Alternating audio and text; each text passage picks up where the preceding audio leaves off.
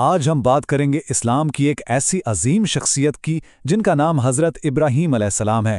تو آئیے سمجھتے ہیں کہ ان کی زندگی، ان کی آزمائشیں اور ان کی میراث آخر آج بھی اربوں لوگوں کے لیے اتنی اہم کیوں ہیں۔ حضرت ابراہیم کو قرآن میں ایک بہت ہی خاص، بہت ہی خوبصورت لقب دیا گیا ہے، خلیل اللہ، یعنی اللہ کا دوست۔ اب دیکھیں، یہ صرف ایک لقب نہیں ہے، یہ اصل میں اس گہرے رشتے کو ظاہر کرتا ہے جس کی وجہ سے وہ تاریخ کی سب سے بڑی شخصیات میں شمار ہوتے ہیں۔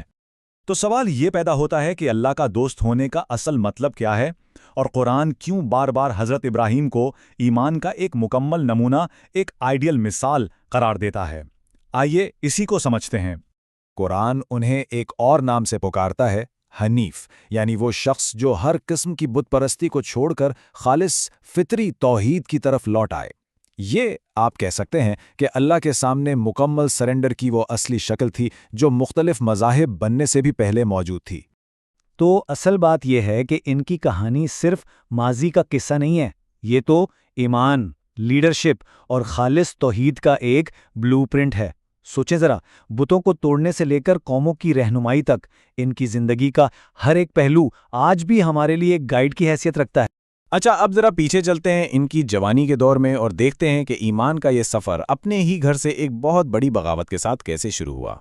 یعنی حضرت ابراہیم ایک ایسے ماحول میں پلے بڑھے جہاں ہر طرف بت پرستی تھی، اور ستم ظریفی یہ کہ اس کام میں سب سے آگے ان کے اپنے والد تھے۔ اور یہاں سب سے دلچسپ بات پتہ ہے کیا ہے؟ ان کا طریقہ۔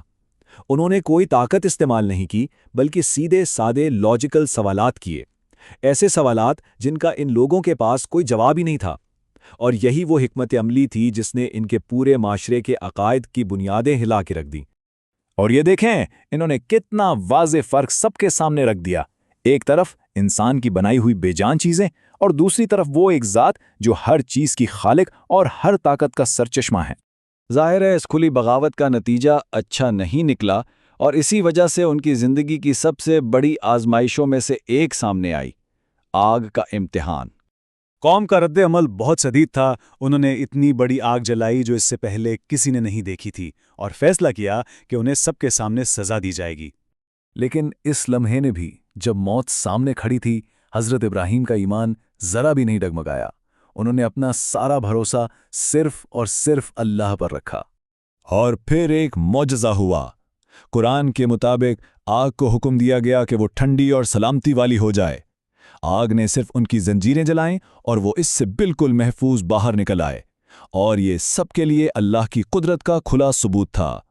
اچھا، برسوں بعد حضرت ابراہیم کو ایک اور شاید سب سے بڑی آزمائش کا سامنا کرنا پڑا۔ یہ ایک ایسی گہری، ایسی ذاتی آزمائش تھی جسے آج تک پوری دنیا میں یاد کیا جاتا ہے۔ یہ پورا واقعہ ایک ناقابل یقین آزمائش کو دکھاتا ہے۔ سوچئے، ایک خواب، پھر ایک باپ کا اپنے بیٹے کو اس خواب کے بارے میں بتانا، اور پھر بیٹے کا مکمل بھروسے کے ساتھ جواب دینا۔ یہ صرف ایک واقعہ نہیں، یہ باپ اور بیٹے دونوں کی طرف سے اللہ پر کامل یقین اور خود کو سونپ دینے کی ایک ایسی کہانی ہے جو ہمیشہ زندہ رہے گی۔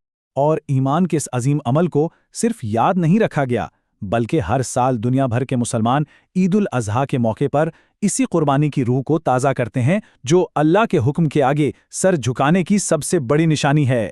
تو ان آزمائشوں کے علاوہ حضرت ابراہیم کی میراث ایک اور وجہ سے بہت بڑی ہے۔ وہ اربوں لوگوں کے لیے ایک روحانی باپ کی حیثیت رکھتے ہیں۔